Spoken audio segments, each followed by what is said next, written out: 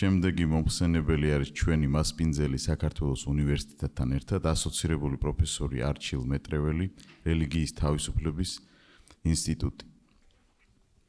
გთხოვთ. თემა იქნება რუსული კანონის გავლენა რელიგიური უმცირესობებისა და რელიგიის თავისუფლებაზე საქართველოში. მოგესალმებით, გამარჯობათ სანო. მოგმატებია ხალხი სანამ აქეთ ვიყურებოდი. კარგია. მადლობა კიდევ ერთხელ, ვინც გუშინაც იყავით, დღესაც ესწრებით, ვინც დღეს შემოგვიერთდით. ჩვენთვის ძალიან მნიშვნელოვანია ეს ჩართულობა. ხო, სიმართლე გითხრათ, არ ვაპირებდი მოხსენების გაკეთებას ამ ფორუმზე, მაგრამ ისე აღმოჩნდა, რომ აქტუალობა შეინარჩუნა ამ პრობლემამ. გულისხმობ ამ რუსულ კანონს, ცხადია, რატომ არის რუსული ამის ახსნას თქვენ არ გაკადრებთ, ისედაც იცით.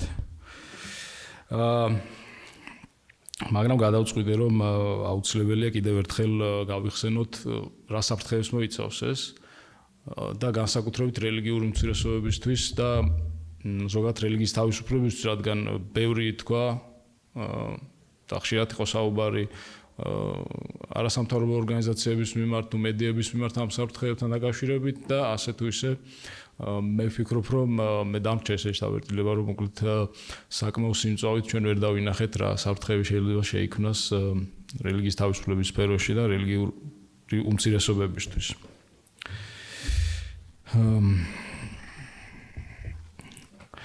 მოკლედ მე წავიკითხავ ამ ტექსტს თქვენი და ნერვები და ჩვენი დრო რო დავზოგოთ.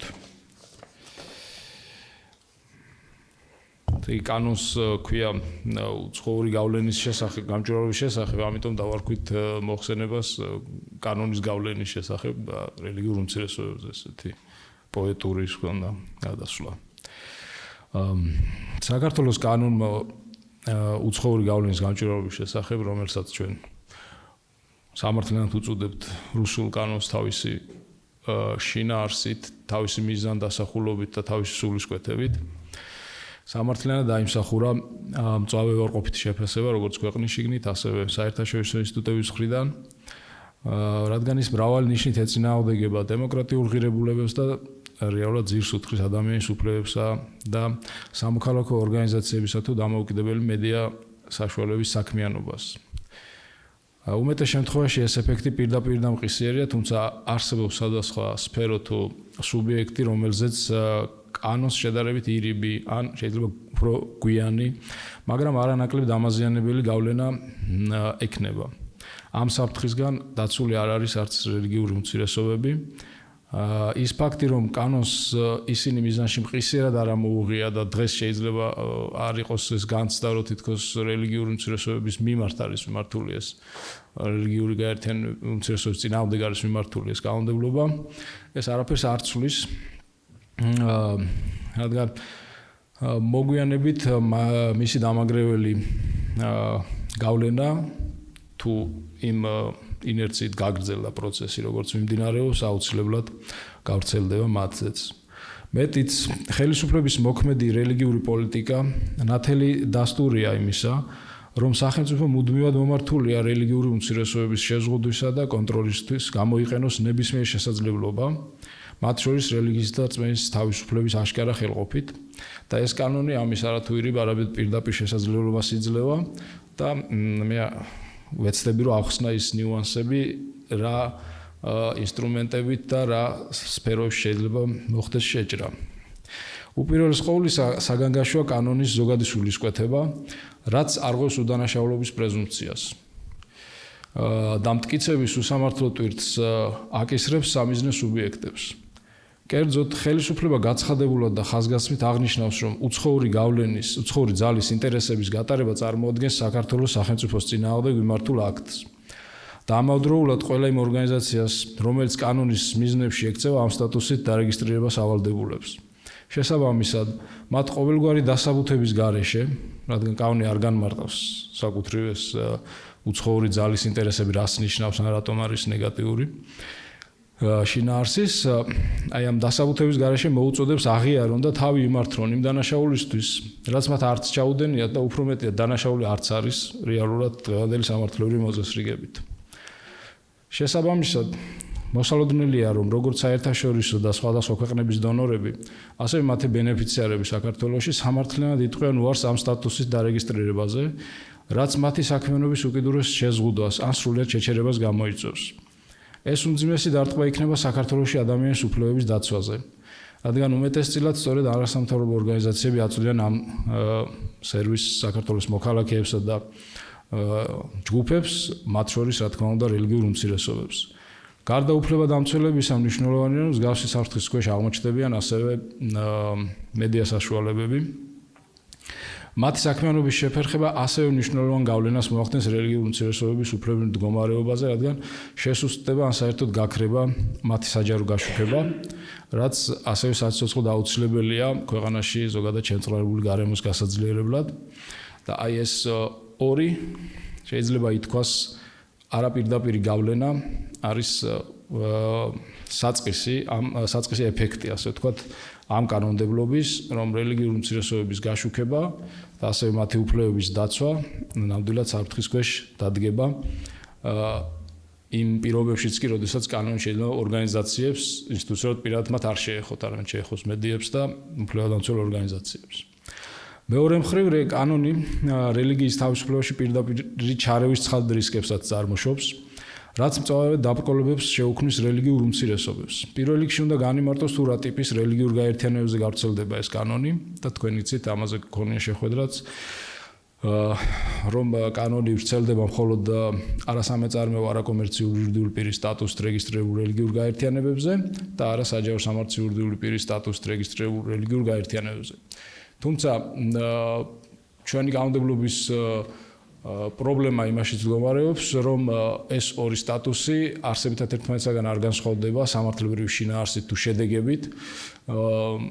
ერთ და იგივე კანონმდებლობა ვრცელდება ამ ორივე სტატუსზე მიუხედავად ამ ნომინალური განსხვავებისა და საჭიროების შემთხვევაშიც თუ ხელისუფლებას იმედია რაღაც მოწოდებათან შთაგონებათ არ მიიღებს, მაგრამ თუ ექნება სურვილი ის შეძლებს, რომ საჯარო სამართლის იურიდიული პირად რეგისტრირებული რელიგიურ გაერთიანებების სტატუსიც კი განმარტოს იმგვარად, რომ ამ კანონის ქვეშ მოექცეს ეს ორგანიზაციები.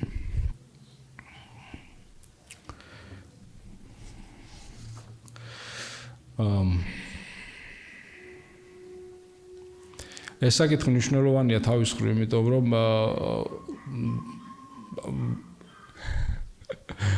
ეს მნიშვნელოვანი, იმიტომ რომ თითქოს არის რაღაც ყალბი, იმედი იმისა, რომ ვინც საჯარო სამართლის იურიდიული პირად ვართ რეგისტრირებული რელიგიურ გაერთიანებას გულისხმობ, ჩვენზე ეს კანონი არ ვრცელდება, ამ კანონის მიღმა ვართ და ვართ დაცული საბოლოოდ, მაგრამ ეს ასე არ არის. და ამის განმარტება მინდა გავაკეთო. ერთადერთი, რომელზეც ეს კანონი არ ვრცელდება და პრინციპში რთულიც არის რაიმე ფორმით მათზე გავრცელებას, არის არარეგისტრირებული კავშირის ფორმით მოქმედი რელიგიური გაერთიანებები, რადგან ზოგადად არ არიან ისინი იურიდიული პირები, არც საჯარო, არც კერძო სამართლის თვალსაზრისით, ამიტომ ისინი დაცულები არიან უფრო მეტად. მნიშვნელოვანია ასევე კანონის ერთი ზოგადი მიზანი, ქვეყნის საერთაშორისო იზოლაცია, ამაზე არავინ არ დაობს, რომ პრინციპში ეს კანონი ზუსტად ერთ-ერთი ნიშანი იმისა, რომ ეს კანონი ნამდვილად რუსულია, არის ის, რომ ემსახურება ქვეყნის იზოლაციას და აქ არის ძალიან მნიშვნელოვანი ფაქტორი. კერძოდ, თუ კი დღეს რელიგიური უმცირესობები მათ მიმართ კანონის გავრცელების მხოლოდ სუსტ ან ირიბ საფრთხეებს ხედავენ, ხელისუფლების ამ ამოცანის გათვალისწინებით გაურიცხული არ არის, მეტიც მოსალოდნელი რომ გრძელვადიან პერსპექტივაში ისინი ამ პირდაპირ საფრთხის ქვეშ აღმოჩნდებიან. ზოგადად არც ერთ რელიგიურ გაერთიანება არ წარმოადგენს ეროვნულ ორგანიზაციას, არამედ მჭიდროდ არის დაკავშირებული საერთაშორისო ცენტრებთან თუ კოალიციებთან, რაც ხელისუფლების მიერ როგორც წესი უსაფრთხოების გამოწვევად აღიქმება ხოლმე. ამდენად არსებობს საფრთხე, რომ ამ კანონში შესაბამისი ცვლილებების საშუალებებით სახელმწიფოს სცადოს სწორედ ამ საერთაშორისო კავშირების გაწყვეტა. თავის მხრივ რელიგიური თემის მიერ საერთაშორისო ცენტრებთან კავშირის დამყარება წარმოადგენს რელიგიის თავისუფლებით დაცულ უფლებას. ეს არ არის რაღაც ასე ვთქვათ სასურველი, ეს არის რელიგიური თემის უფლება კონდეს კავშირი საერთაშორისო ცენტრებთან თუ კოალიციებთან. შესაბამისად ეს იქნება ერთ-ერთი ფაქტორი, ერთ-ერთი ასპექტი, სადაც შეიძლება ჩაერიოს სახელმწიფო და შეზღუდოს რელიგიის თავისუფლება. კი ბატონო, ერთ-ერთი რელიგიური გაერთიანება, ვიზეც მე უფლებას დავიტოვებ დარწმუნებით თქვა, რომ ეს კანონი არ გავრცელდება, არის საქართველოს მართლმადიდებელი ეკლესია. მიუხედავად იმისა, რომ თუ ვინმეს მიმართ შეიძლება ეჭვი იყოს გავლენების გავრცელებაზე, მათ შორის რუსეთის მხრიდან ეს საქართველოს მართლმადიდებელი ეკლესია სამწუხაროდ და თავის მხრივ რუსეთის მართლმადიდებელი ეკლესიასთან საქართველოს ეკლესიის კავშირი არ შეიძლება იყოს პრობლემა იგივე პრინციპიდან გამომდინარე, რაც ზემოთ ვისაუბრეთ, მაგრამ პრობლემა ის არის, რომ რუსეთის მართლმადიდებელი ეკლესია წარმოადგენს რუსეთის სახელმწიფო პოლიტიკის ნაწილს, მათ შორის საოკუპაციო ოკუპაციასთან დაკავშირებით, ოკუპაციის ჩათვლით. არანაკლებ მნიშვნელოვანია ის სირთულეები, რაც შესაძლოა რელიგიურ გაერთიანებების საქველმოქმედო და სოციალურ საქმიანობას შეექმნას. ეს არის პრობლემა, რომელიც დღესვე შეიძლება და შეიძლება დადგა კიდევაც მე არ მაქვს ასეთი თქვათ მონაცემები, მაგრამ რაზეც გავრცელდება, ეს არის დღეს რაზეც შეიძლება რის წინააღმდეგაც შეიძლება დღესვე გამოიყენონ, ეს სწორედ საქველმოქმედო და სოციალური საქმიანობაა. ამგვარ საქმიანობას რელიგიურ გაერთიანებები როგორც წესი სხვა იურიდიული პირების საშუალებით ახორციელებენ, რომლებიც რა თქმა უნდა არასაჯარო, არამედ კერძო საბრძოლო იურიდიული პირები არიან და თავისთავად ისინი ექცევიან, ასე ვთქვათ, კანონის მოქმედების, კანონის გავლენის ქვეშ. ცხადია, მათი გადასაწყვეტი იქნება დარეგისტრირდებიან თუ არა ისინი უცხოური ძალის ინტერესების გამტარებელ ორგანიზაციებად და გააგრძელებენ თუ არა ამ სტატუსით საკუთარ ჰუმანიტარულ და სოციალურ საქმიანობას. თუმცა ეს ალბათ უფრო რიტორიკული საკითხია, რადგან მე უკიდურესად მეპარება ეჭვი, რომ დონორმა თუ ადგილობრივმა ორგანიზაციამ ამ შეურაცხყოფელი სტატუსის ქვეშ გააგრძელოს საქმიანობა. მეორე მხრივ ეს მხოლოდ დროებით იქნება შესაძლებელი თუ დარეგისტრირდებიან და ასე გააგრძელებენ საქმიანობას, რადგან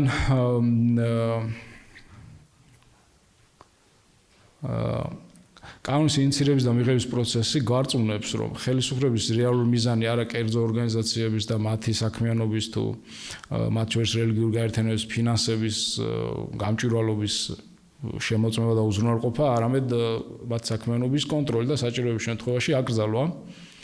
სათანადო პროპაგანდის ფონზე ხელისუფლება აუცილებლად ეცდება თუნდაც 1 წლის შემდეგ ან უფრო ადრე ან ცოტა უფრო გვიან იმგვარი ცვლილებები შეიტანოს კანონში, რაც სხვადასხვა საფუძვლით ამ ორგანიზაციების საქმიანობას აკრძალვას ამ ორგანიზაციების საქმიანობის შესაძლებლობას გახდის.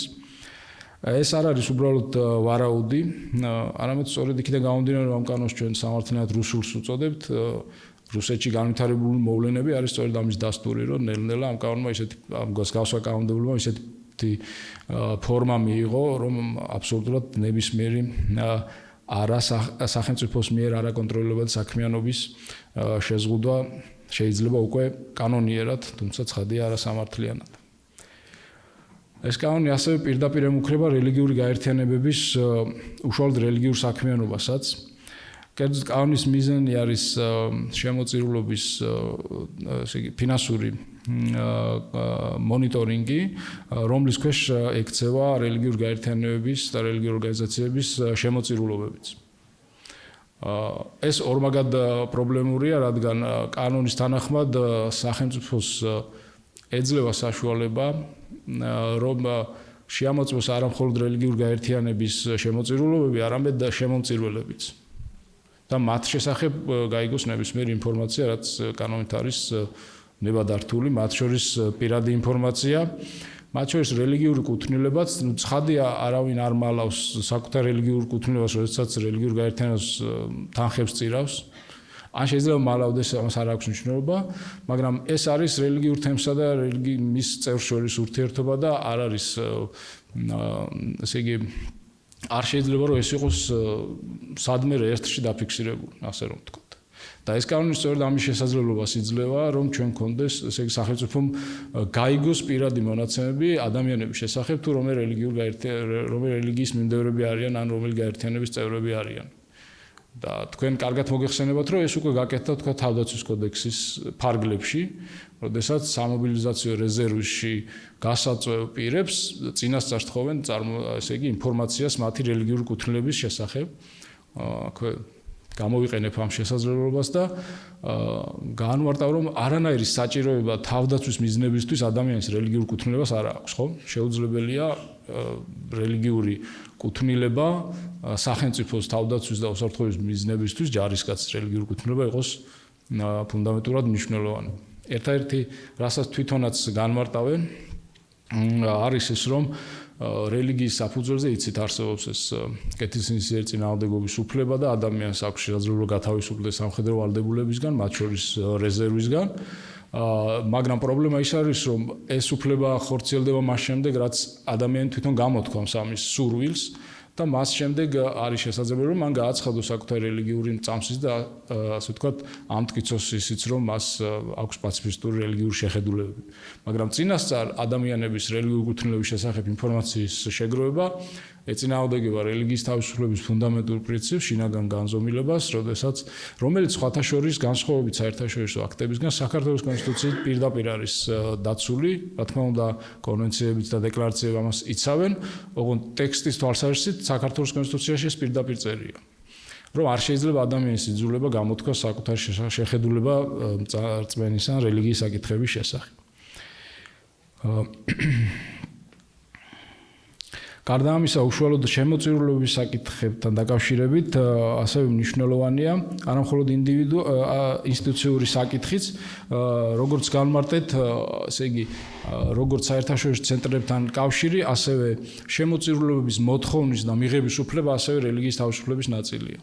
ეს არის დაცული უფლება, რომ რელიგიურ ჯგუფს, თემს, ორგანიზაციას, სამრევლოს ნებისმიერ ტიპის რელიგიურ ერთობას გარანტირებული აქვს უფლება მოითხოვოს და მიიღოს რელიგიური მიზნებისთვის შემოწირულობები. შესაბამისად, კანონი ამ უფლებაზეც მოახდენს გავლენას.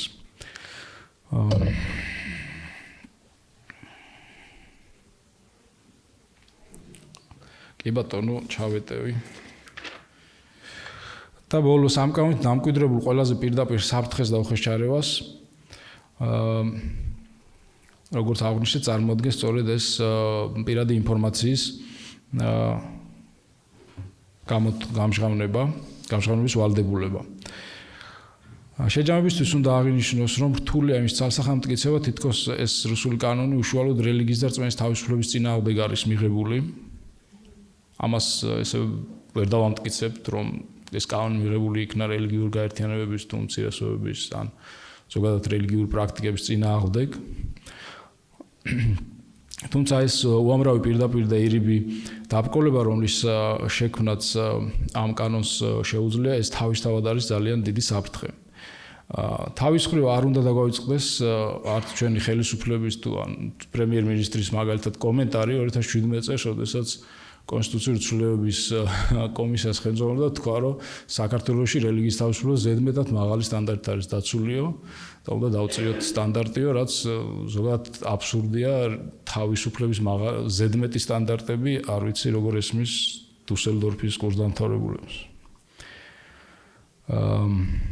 არა მხოლოდ ეს განცხადება, არამედ საკანონმდებლო ინიციატივები რელიგიური გრძნობების შეურაცხყოფის კრიმინალიზების შესახებ, ინიციატივები სპეციალური კანონის მიღების შესახებ რელიგიურ გაერთიანებებისა თუ სინდის თავისუფლების შესახებ, ასევე რეპრესიული პოლიტიკა რელიგიურ უმცირესობების მიმართ, რომელსაც სახელმწიფო სხვადასხვა საკუთარი ინსტიტუტების მეშვეობით, მათ შორის სააგენტოს მეშვეობით ახორციელებს წლებია.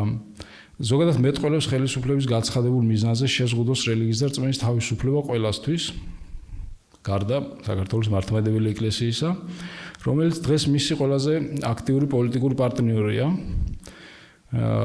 და ამდენად მიღებული კანონი მისი პირველადი მიზნების მიუხედავად, შეიძლება ეს არ იყოს მისი პირველადი მიზანი, ის აუცილებლად იქნება ამ განზრახვით გამოყენებული ყველა შესაძლო შემთხვევაში, რადგან ხელისუფლება ყოველთვის იყენებს ნებისმიერ შესაძლებლობას ამ მიზნით, რომ ხარი დაუჭიროს ერთ რელიგიურ გაერთიანებას და შეზღუდოს ყველა დანარჩენი სხვადასხვა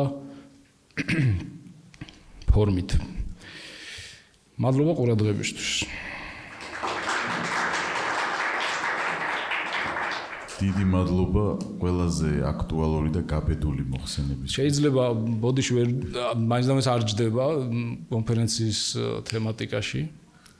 ძალიან აქტუალური. მაგრამ მინდოდა შესაძლებლობა გამომეყენებინა. ერთი შეკითხვის საშუალება გვაქვს დროიდან გამომდინარე.